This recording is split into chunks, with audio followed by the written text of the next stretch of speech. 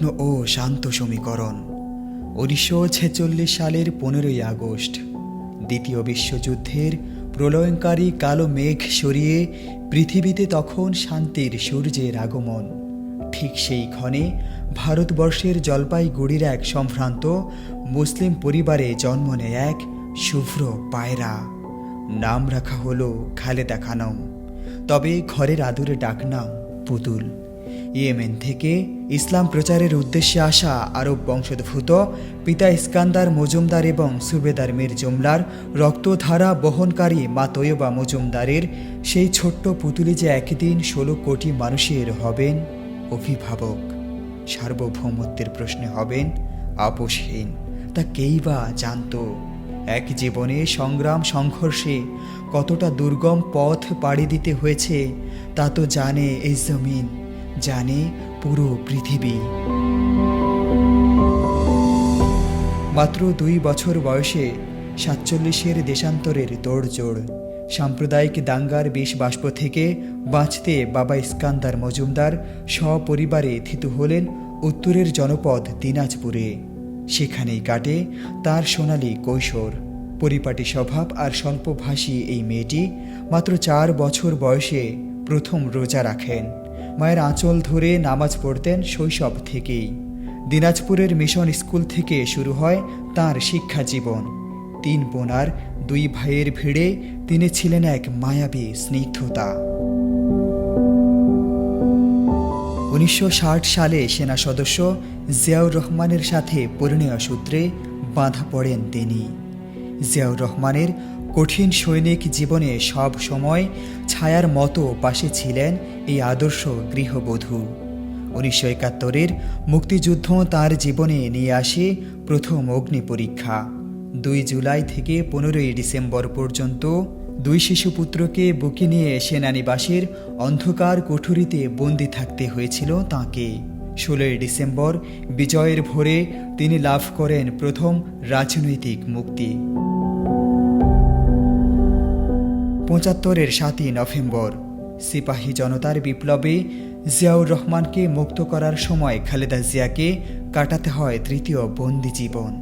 77-এ জিয়াউর রহমান রাষ্ট্রপতি হওয়ার পর এবং 78-এ বিএনপি প্রতিষ্ঠার নেপথ্যে তিনি ছিলেন নিভৃত এক প্রেরণা। কিন্তু 1981 সালের 30শে মে চট্টগ্রাম সার্কিট হাউজে একদল বিপথগামী সেনার হাতে জিয়াউর রহমানের শাহাদাত বরণ তাঁকে দিশেহারা করে দেয়। দলের চরম ক্রান্তি লগ্নে 1982 সালে গৃহবধূর আলপনা ছেড়ে তিনি ধরলেন রাজনীতির হাল। 84-তে হলেন দলের কাণ্ডারি। জেল, জুলুম, জিঘাংসা আর অন্ধ বিদ্বেষের মুখেও তিনি ছিলেন অটল হিমাদ্রি। এরশাদ বিরোধী দীর্ঘ 8 বছরের আন্দোলনে তিনি ছিলেন এক অকুতোভয় সেনানী। 7 বার কারাবরণ করেও যিনি আপোষ করেননি। তিনি 1990-এর 6 ডিসেম্বর পতন ঘটিয়েছেন স্বৈরাচারের। 91-এর নির্বাচনে জয়ী হয়ে তিনি হন বাংলাদেশের প্রথম এবং মুসলিম বিশ্বের দ্বিতীয় নারী প্রধানমন্ত্রী।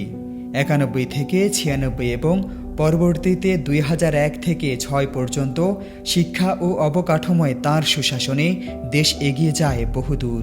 5টি সংসদ নির্বাচনে 23টি আসনে লড়ে একটিতেও না হারার অজেয় রেকর্ড আজও বিশ্ব রাজনীতিতে এক বিস্ময়। বিগত 15 বছরের দুঃশাসনে তাঁর ওপর নেমে এসেছিল 37টি মামলার পাহাড়। জীবনের দীর্ঘ পথরেখায় ছায়াসঙ্গী হয়েছিল ষড়যন্ত্র। 111-এর সেই অন্ধকার প্রহর থেকে শুরু করে লন্ডনে নির্বাসিত বড় ছেলে তারেক রহমানের সাথে 17 বছরের বিচ্ছেদ, সাজানো মামলায় ক্যান্টনমেন্টের বসত ভিটা থেকে উচ্ছেদ, এই দহন তিনি বয়ে বেরিয়েছেন নিঃশব্দে। 2015 সালে ছোট ছেলে আরাফাত রহমান কোকোর অকাল প্রয়াণে তিনি যখন পাথর হয়ে দাঁড়িয়েছিলেন, পৃথিবী দেখেছিল এক শোকার্ত মায়ের চূড়ান্ত ধৈর্য। 2018-তে পরিত্যক্ত কারাগারের সেই নির্জন প্রকোষ্ঠ আর স্লো পয়জনিংয়ের অভিযোগ সবই তিনি সয়েছেন নিজের অন্তর্দ্বীপ জ্বালিয়ে। উন্নত চিকিৎসার আরতি বারবার প্রত্যাখ্যাত হলেও তিনি তাঁর প্রিয় মাতৃভূমি ছেড়ে যাননি। অবশেষে 2024-এর 5 আগস্ট ছাত্র জনতার গণ অভ্যুত্থানে স্বৈরাচারের পতনের পর মুক্তি মিলে তার বন্দি জীবনের। বয়সের ভার আর রোগ যন্ত্রণা তাকে বারবার নিয়ে যেত হাসপাতালের ওই সাদা দেয়ালে। আর্থ্রাইটিস, ডায়াবেটিস আর ফুসফুসের জটিলতায় দীর্ঘ 37 দিন রাজধানীর এভারকেয়ার হাসপাতালে লড়েছেন জীবনের শেষ লড়াই। অবশেষে 30 ডিসেম্বর 2025 ভোর 6টায় নীরবেই অনন্ত মহাকালে পাড়ি জমালেন অসীম মহাকাশের অন্তে। কোটি মানুষের ভালোবাসা, শোক, অনুশোচনার প্রার্থনায় বাংলাদেশ বিদায় জানালো তার রাজকন্যাকে। সবুজ জমিনে স্বামী শহীদ জিয়ার পাশেই হলেন শায়িত। আর কখনোই জনতার মঞ্চে বলতে শোনা যাবে না প্রিয় দেশবাসী, কিংবা বলতে শোনা যাবে না এই দেশ, এই দেশের মাটি, মানুষই আমার সব কিছু। প্রজন্ম থেকে প্রজন্মে ধ্রুব তারা হয়ে তিনি বেঁচে রবেন চিরকাল। রাশিদ বিল্লাহ, নিউজ ডেস্ক, জয় জয় দিন।